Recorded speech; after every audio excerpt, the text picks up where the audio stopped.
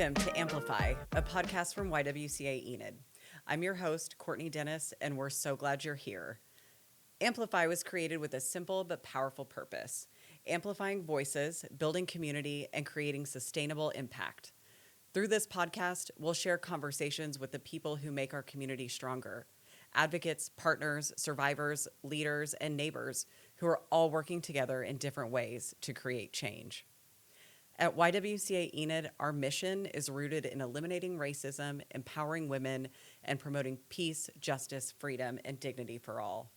Our local vision is to provide help and hope to survivors of domestic violence, sexual assault, and stalking.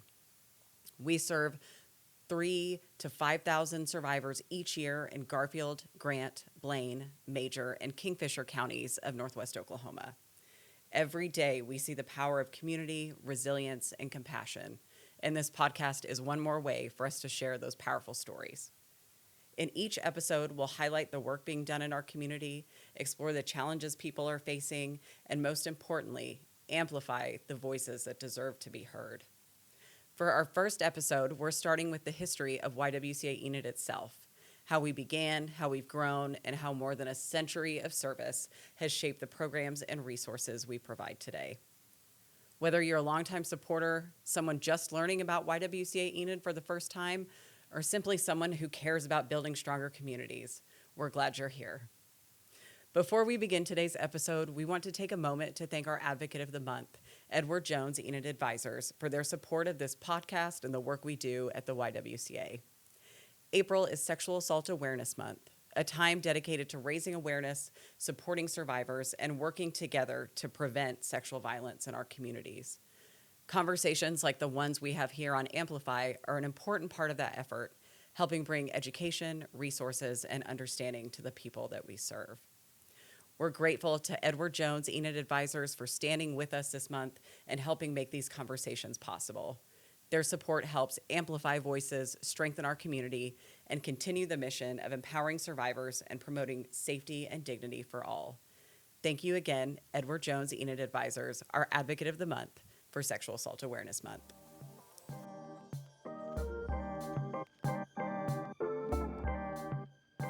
Welcome to our first episode of the Amplify podcast. We're so excited to be here with you today. I'm Courtney Dennis, Executive Director of the YWCA Enid. I'm here with... And I'm Jennifer Miller. I am a licensed professional counselor candidate at the YWCA Enid. So today we're doing something really special. We're talking about the history of the YWCA Enid and the incredible work our organization has been doing in this community for more than a century. A lot of people in Enid know the YWCA name, but may not know the extent of the services that the organization provides behind the scenes, from emergency shelter services to advocacy to prevention and education. Exactly. People just don't understand the depth of what we do. So today we're going to walk through the history of YWCA Enid, talk about how it's evolved over the years, and share more about the services and resources that are available to the community today. And honestly, some of the stories behind how these programs started are really powerful.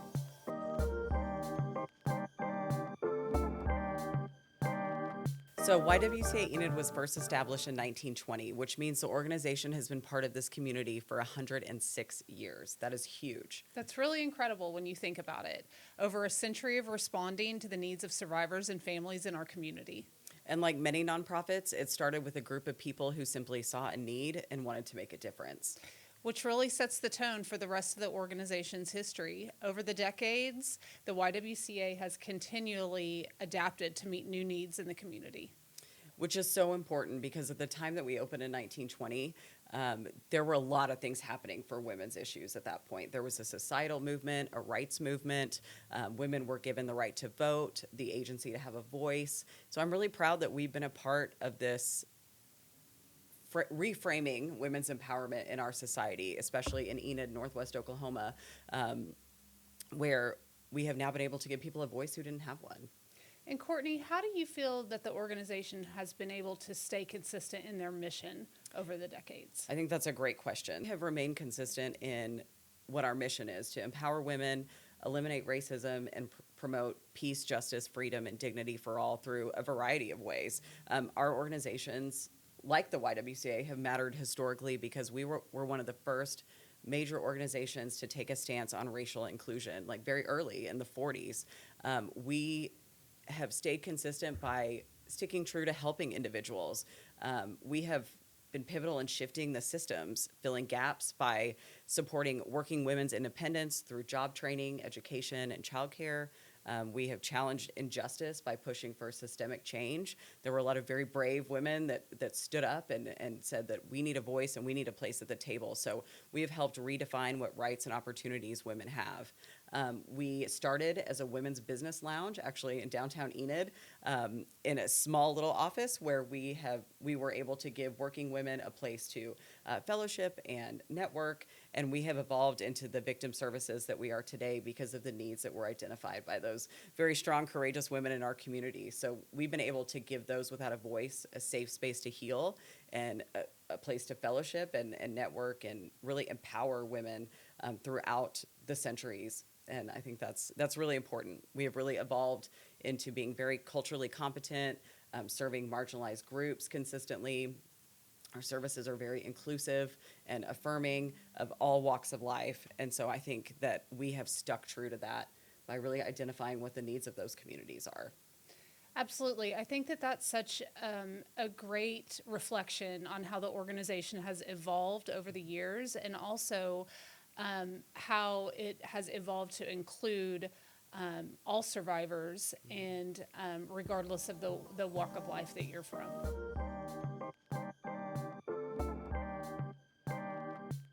So in 1981, the Option House expanded its services to include support for survivors of sexual assault. And they began offering crisis intervention, counseling, court advocacy, and hospital advocacy. Absolutely. These services remain a core part of what the YWCA is today. Offering sexual assault exams within a victim service agency is really unique, even in this state. Again, we are leaders in this movement and response in this state. As I work with other organizations throughout the state, I get a lot of feedback of, oh, you do sexual assault forensic exams inside of your facility. Wow, that's really powerful. And it is really powerful that our local hospitals, Integris and St. Mary's, were able to work with us and see the need of having survivors in a advocacy center versus the hospital. So, for example, if our sexual assault nurse examiner program did not exist, survivors would have to be put in the back of a cop car on the worst day of their lives, taken to Woodward, Stillwater, or Ponca City, which would be the closest. For those of you not in Oklahoma, those are hours away, at least an hour up to 2+ hours, on the worst day of their lives, in one of the worst moments of their entire life. I promise you that.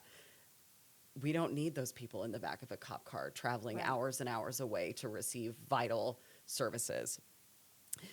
It's so important that survivors have access to the wraparound services you mentioned, the crisis intervention, counseling, protective orders, legal services, everything that we have available here, which there is a multitude of response services that we have.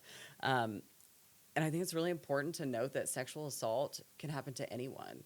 It's not just one demographic. We serve anywhere from 25 to 65 SAAM exams every year through the YWCA. We know those are not all these sexual assaults happening. Those are just who are reporting.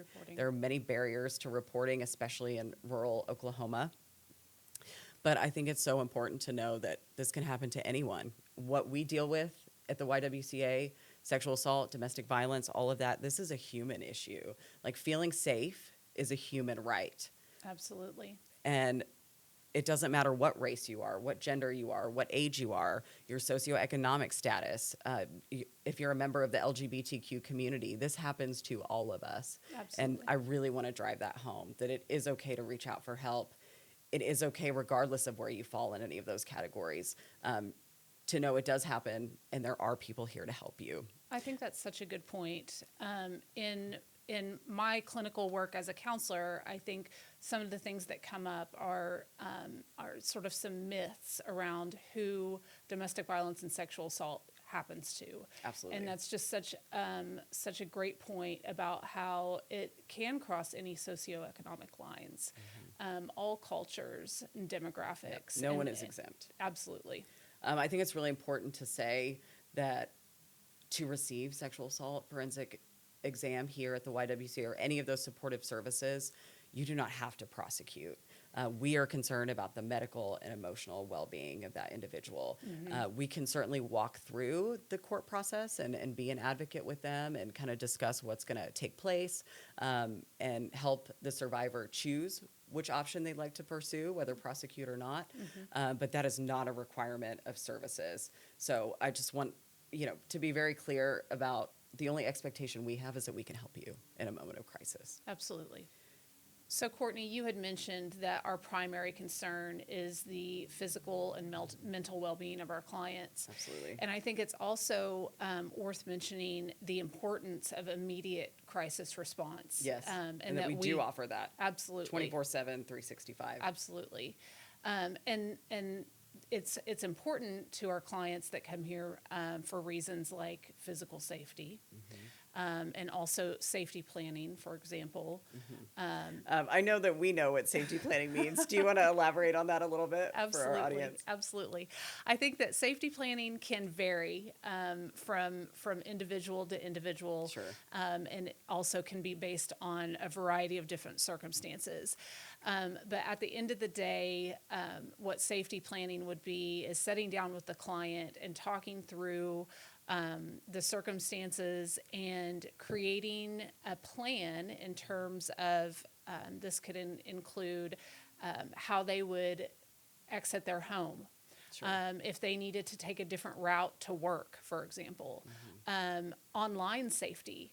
Absolutely. In terms of location tracking on devices and things of that nature. And that's just kind of scratching the surface. Sure. There can be a lot of components involved in creating a safety plan for a client, depending on the individual client's needs.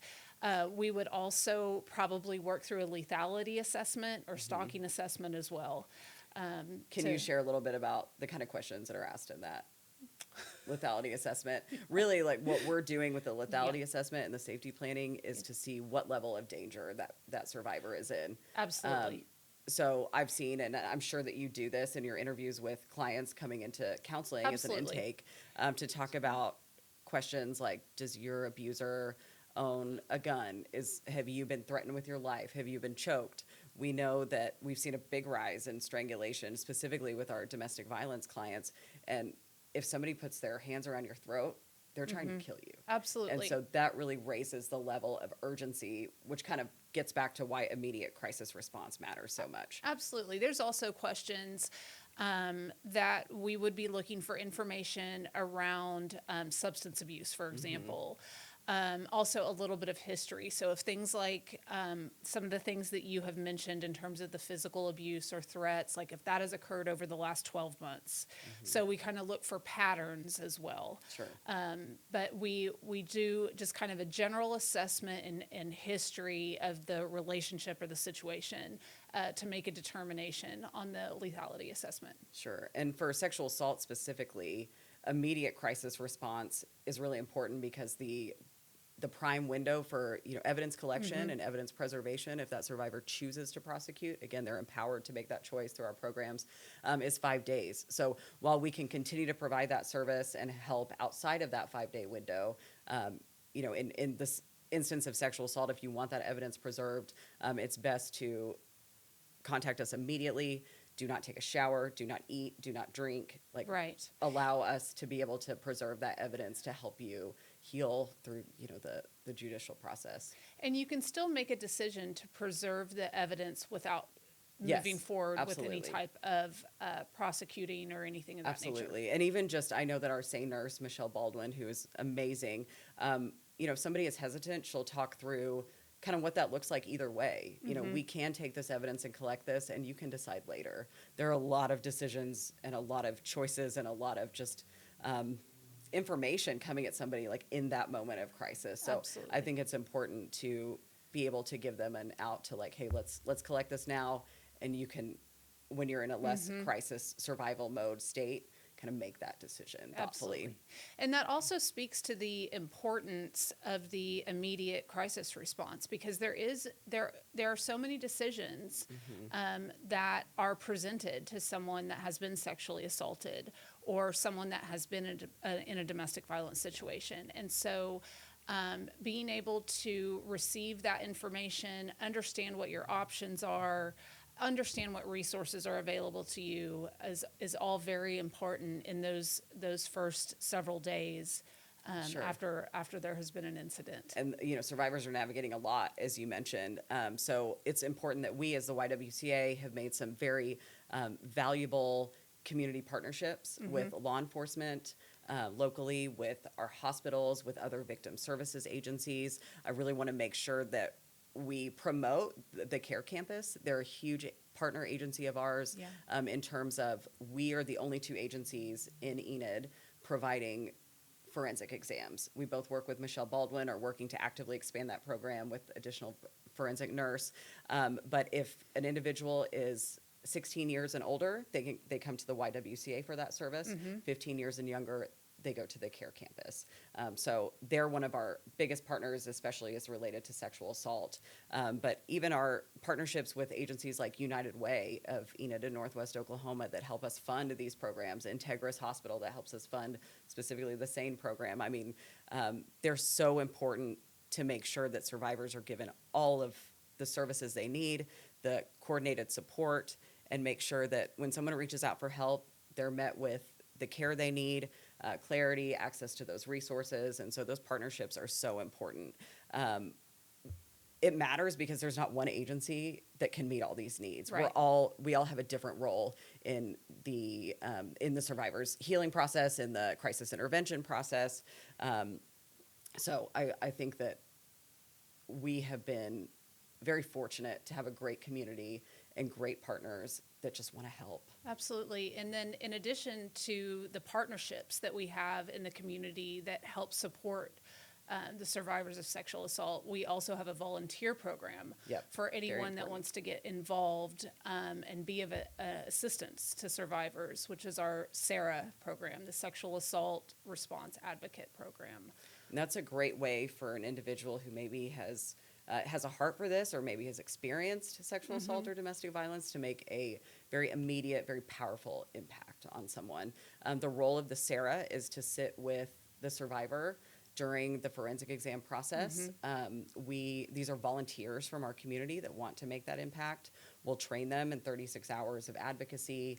You'll do a couple of shadowing of other SARAs until you feel comfortable to really be that emotional support person to the individual going through the forensic exam. Absolutely. I think that's such an important point about the training that we provide.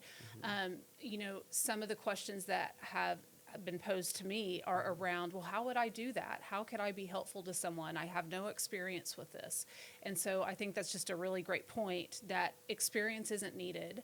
We provide all of the training and information that you need to be able to be a support to the survivor. And the SARA program in particular, and our SANE program, is really deeply personal to me.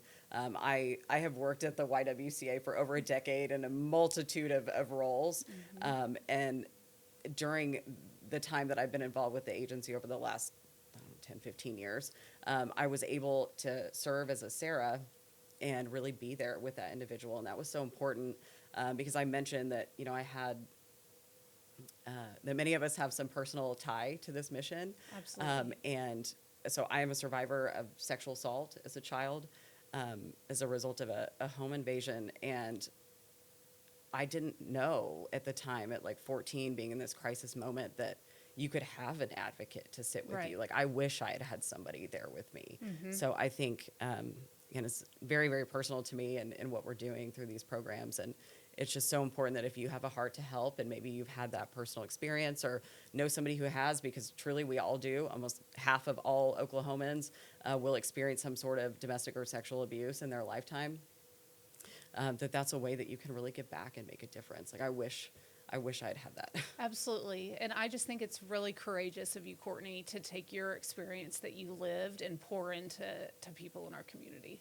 Thank you. I appreciate that. Took me 18 years to be able to speak about it. I feel like, so I started as CEO in 2020. In 2021, we're going through April Sexual Assault Awareness Month, which is what we're in now. And it hit me that if we are asking survivors that we're working with to share their story, to take a stand, to be brave, that I needed to do the same thing. And so I started talking about it in 2021, and my incident happened in 2003. And so it took me a long time to be able to say that. Right. And I will tell you, like, my knees shook as I said it. And, you know, maybe had to go throw up a little bit. But it's important that survivors and the community sees that, again, this happens to everybody, that no matter where you are in life now, we all have a story, and we all have the right to claim that story, even if it's kind of ugly. And hopefully those experiences would be inspiring. Like, I'm in this work because of what I went through, and I hope that I can help and inspire somebody else. Right. And I think one of the things that you said that is so important is that it took 18 years to be able to start talking about this. And I think that is just, I want to normalize that for people. Yep, and that absolutely. healing from such a traumatic event of domestic violence or sexual assault takes time. And I think that it is a testament to the YWCA, because we continue to provide services for survivors here. So beyond that immediate crisis response, we continue to provide services and support them in their healing process, because it does take time. And I would say working here, you know, and kind of being able to help others that have experienced similar things has been healing for me. And so I think we continue to support survivors even through our staff and like the empowerment that we're giving each other. So Absolutely. it's been healing. Absolutely. And I agree with you in that, you know, everyone that works here has been touched by the services that we provide here in some way, or they have a loved one that has been. Absolutely. And so I think that we have created an environment here that is not only, you know, responsive in a crisis and providing wraparound and logistical services, but also providing a healing and empathetic and compassionate place for people to come. Right. And I will say I'm very proud of, I mentioned our community partnerships with law enforcement, with hospitals, et cetera. And I'm really proud of that, because I will say, in my experience, the response afterwards, whether that be through law enforcement at the time, and again, this happened to me in Texas, not in Oklahoma. So I feel like we do a great job here, but the response from law enforcement, the response from medical professionals, and especially the response from the judicial system, were like maybe more traumatic or just as traumatic as the actual incident itself. It really went poorly. I remember very vividly one the female police officer telling me, because I had met these individuals, like came into my home, but I had met them earlier in the evening, and then, you know, it escalated. But I had met these individuals, and this female cop says to me, well, maybe you shouldn't have been wearing that skirt, and they wouldn't have thought you would be okay with that. I'm like, I don't think that what I was wearing has anything to do with somebody coming into my home and robbing my parents. And like, there were two men, and one of them robbed my parents while the other kept me busy. And so I don't think there's any space of any point of reason that is an acceptable thing to tell somebody. Absolutely. And then, you know, the judicial process took a long, long time. This happened to me in May of 2003. We went to court in October of 2005. And that's hard for somebody to go through, is to sit through years and years of waiting of what's going to happen to that individual that did this to me. Am I safe in the meantime? I mean, I will say, after charges were filed, me and my family were receiving threats, and you know, just it continued to compound. It wasn't just the circumstance. And so again, to wrap back to what you were saying, is like, this is a lifetime effort to heal from. And there are so many ways that the system is still to some extent broken, and that's just as traumatic to survivors. And so again, I'm proud of the work we're doing here to really correct that response. I don't ever want somebody to feel like they were thrown into a courtroom in a jury trial on the stand as a child with no support, and, you know, to really navigate that whole system by themselves. Absolutely. And I think that, you know, the leadership efforts here at the YWCA in terms of collaborating with law enforcement, with hospitals and the judicial system. I think it's just a testament to the community's efforts and willingness to get behind survivors. Absolutely. I had mentioned the lengthiness, right, of the judicial system. And I think it's important that people know that even if you don't get justice in that moment, like it will come for you eventually. Everybody gets what they deserve. Karma is real, right? Everybody gets what they deserve. Everything works out as it should. I never thought I would be doing this work. I thought I was going to go to be a singer and an actress on Broadway, and that is not where life took me. And this experience really changed my whole life and brought me here. And as I've continued to process my own situation, and as we've even been practicing for this podcast and talking about my experience, it brought up some like thoughts and feelings and just old hurt and old memories that I've really blocked out. And so I have to be honest with you, I went down a little rabbit hole after our last conversation about this and looked up the offender or my rapist. I looked him up and I wanted to know what happened. And so at the end of that trial that I mentioned, he received 10 years of probation, slap on the wrist. It was devastating. He did have to register as a sex offender for life, which was the only part of that gave me any sort of, I don't know, closure, maybe. And so, but it's always bothered me that he ruined my life or changed my life. I thought ruined at the time. He had changed my life forever. And that incident changed me forever and impacted all the decisions I've made in my life. But that he would never really pay for that. He'd never sit in a jail cell and think about it. And so looked him up. And after a few hours of, some memories and going through some case history, and now I know what I'm looking at. I didn't when I was 17 going through the trial process. I was able to see that he did serve some time. Like individuals that would do something like that to a child, to anybody, are not going to make it 10 years without having some sort of speeding ticket, a DUI, another assault, another violent charge.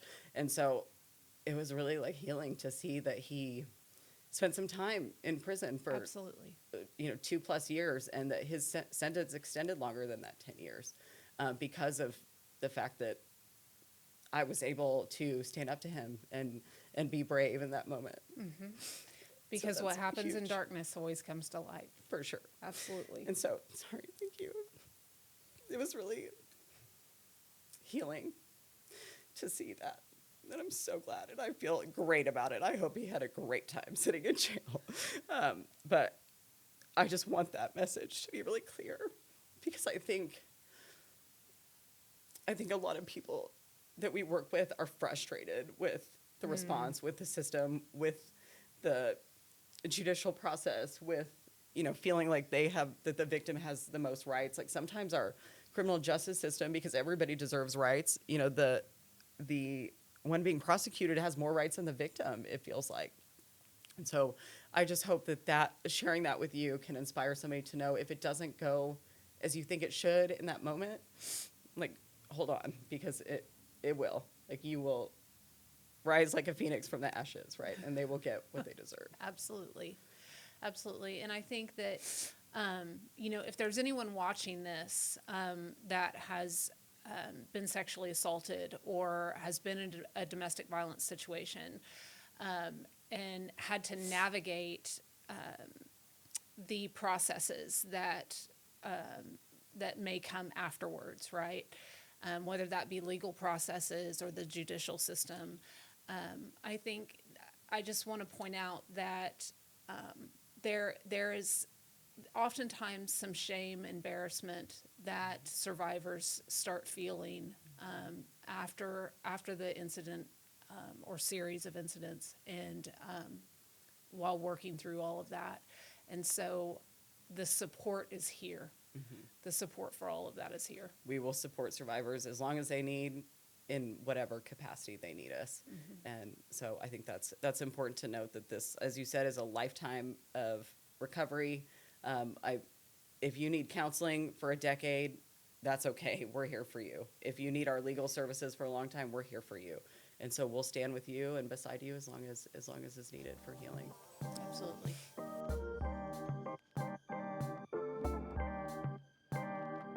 By 1991, the services had grown so much that the name Option House no longer was reflective of the suite of services that were available. Sure. So we became known as the Crisis Center, which is what we're still known as today. Which better represented the range of services that were available for survivors of domestic violence and sexual assault. And all of those services we've discussed already, but I want to highlight again that we provide emergency shelter, crisis intervention, including a 24/7 crisis hotline, which is how many individuals in need contact us.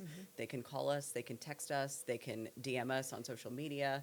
Another way that individuals reach us if they need help is to frankly just walk in. Monday through Friday, 9 to 5, our office doors are open. Of course, we're open all the time as we have a safe shelter, but our office doors are open for anybody to walk in that needs some help at that point of time, Monday through Friday, 9 to 5. We're at 525 South Quincy. And I also want everyone to know our crisis hotline number, which is 580-234-7644. As well as that crisis intervention and the hotline, we have safety planning that we've talked about, advocacy services, just general support for survivors and their children, as well as individual and group counseling. And Jen, you've done an amazing job expanding our group counseling services. So can you share a little bit about what we're doing in that department? Absolutely. I love talking about group counseling. It's one of my favorite things that I do here. So right now we offer two different types of group counseling. One has a domestic violence kind of psychoeducation component as well as a therapeutic component. And then we also have started a parenting through connection class as well, where we have evidence-based practices that we teach the attendees of the class in terms of how to connect with their children and just different strategies to parent through connection. And so one of the things that I absolutely love about our group therapy here at the YWCA Enid is that we very much set the tone of the group therapy as the analogy I like to use is the California redwood forest. So the roots grow wide in that forest to keep the trees safe from weather elements and to keep them nourished and things of that nature. And so that's sort of our outlook on group counseling here, because our goal is to build community and support through our group counseling services. Sure, and especially that parenting class. We partner a lot with DHS and the local courts to work with those families so they can reunify with their children and heal from whatever circumstance they're going through. I think it's really important part of what we do is the mental health services. We are one of the few agencies in Enid, Northwest Oklahoma, offering completely free, confidential counseling services. All of our services are free and confidential because of federal grant funding and community support. But that's really something unique that we do here. And really the only criteria for individual counseling is that you've experienced trauma. Absolutely. And so trauma is subjective, right? What I think is traumatic, maybe you wouldn't, and vice versa. So really anybody in the community that needs help, even if you haven't specifically experienced domestic violence, sexual assault, maybe you're going through the court system and need parenting classes, we are available to meet that need in a free and confidential way. Absolutely. And our individual counseling services also are available to children. Yes. And you do a great job with the kiddos. I love seeing your play therapy and art therapy out in the playground and, everything that you're doing to really impact those kids in a creative way. Because, of course, the approach is completely different with an adult versus a child suffering through trauma. Absolutely. I have seen through my tenure here our demand and the need for mental health services increase over 80%. And now I did come on in the middle of COVID, but I think that's just something that our society in general is struggling with today is mental health and having an outlet for that and having the resources to be able to get it. I mean, insurance is expensive, copays are expensive, paying out of pocket is expensive. So we're proud to really provide that for free and ask for very little information other than how can we help you?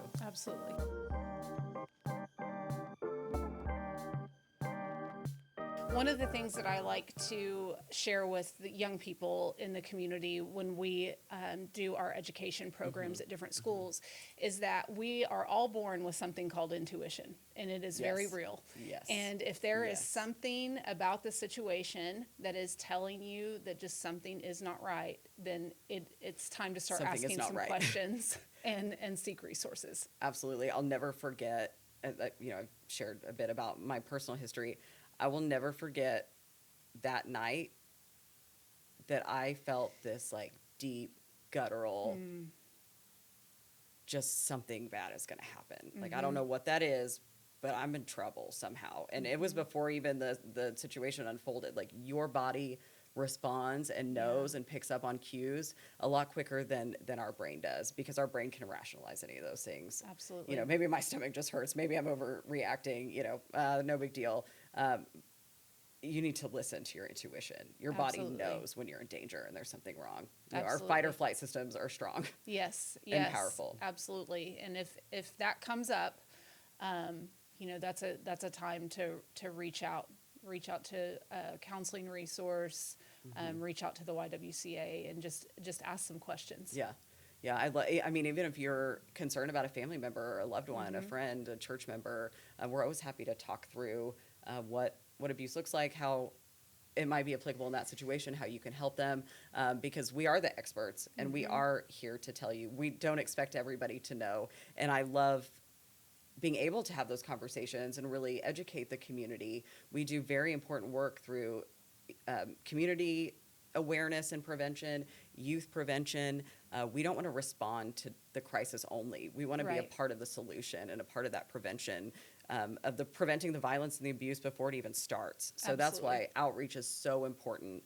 And that's just such an important part of our mission as well, to be able to save those individuals before they even get there. We have tailored this message to any youth from first grade up to high school. I've spoken at local colleges, even graduate programs, because this message is important at all phases of your life. But I think we can really make that impact in the primary early years. And it also helps to make the YWCA more visible and approachable, so that youth and their families know that we are here if they need us. What we do, there is always help available. I'm going to pound that message. There is always help available. Please always reach out if they need it. And so Project Cinderella is our formal dress closet. It's kind of like the fun part of our mission. Everybody loves shopping for a prom dress, right, or a formal dress. And so we have essentially a boutique setup that has dresses and shoes and accessories. And while I love that program just for exactly what it is, it's powerful to hear a child say, I would never have been able to go to prom without this program. Yeah. Like, we want them to have those pivotal experiences of youth. And while that's amazing and wonderful, my favorite part of that program is just getting youth in the door, because it's scary to walk into an advocacy center like this. It's scary to ask for help in that kind of situation. And we want to, again, be approachable, be visible in the community, so people know where to get that help. Even our events, such as Purses with Purpose, which is coming up July 23rd. We've done Walk a Mile in Her Shoes, the Girl Power Rally we used to do. All of those events are really, yes, they're fundraising and help for supporting our programs, but they're really awareness. Like, we all need to know that this is really a public health emergency, especially in Oklahoma. Oklahoma is #1 in the nation for incidences of domestic violence. And so this is happening all around us. I think people want to think that doesn't happen here. I assure you it is happening here. And I assure you, you need to be aware of it to be able to help people and help yourself. Absolutely. There's also been an expansion in terms of the facility itself. Yes, Will you talk a yes. little bit about that? Absolutely. So in 2002, we continued to grow. The board began planning a 10,000 square foot expansion to not only our shelter, to the entire facility, to all of our programs. They wanted to make sure the crisis center, the housing programs, childcare facilities we had at the time continue to thrive and grow and be in an appropriate, secure facility. So in 2003, we launched a capital campaign to raise $565,000. We needed that $565,000 to receive a matching grant through the Donald W. Reynolds Foundation. And so the community, again, exceeded expectations, right? We continue to have an outpouring of support throughout our entire history. We were able to raise $600,000 and receive a $2.7 million grant through the Reynolds Foundation, which frankly continues to, we continue to reap benefits from that Absolutely. in That's the ways incredible. that board was able to invest it smartly and have that matching grant. And even in my first year as CEO, that grant continued to support some staffing positions. So we recently remodeled My Sister's Closet. My Sister's Closet is our community thrift store. It's available to anyone in the community that needs clothing, household items, hygiene products, furniture, to anyone, men, women, children. You don't have to be a survivor of domestic violence or sexual assault. And that's a huge program that we have. We're one of the few free, if not maybe the only free thrift store in Enid. I don't want to misspeak on that, but that's important. We're meeting those basic needs. And even as recently as a few years ago, we were able to completely remodel Sister's Closet.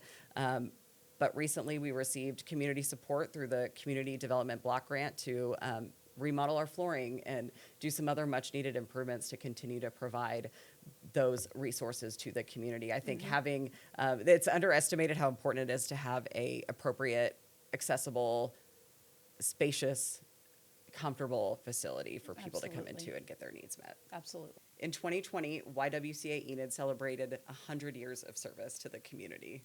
And the work continues today. The YWCA remains an essential resource in our community, providing support and services to many people that simply would not have access to them otherwise.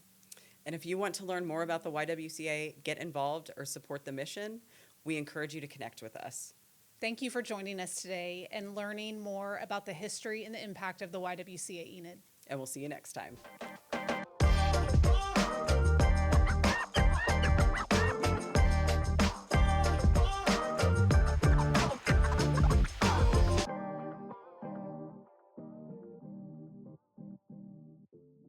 If you or someone you know is experiencing domestic violence, sexual assault, or stalking, you are not alone. YWCA Enid is here to help you. You can call or text us 24/7, 365 at 580-234-7644 for confidential support, advocacy, and resources. You deserve to feel safe, supported, believed, and heard.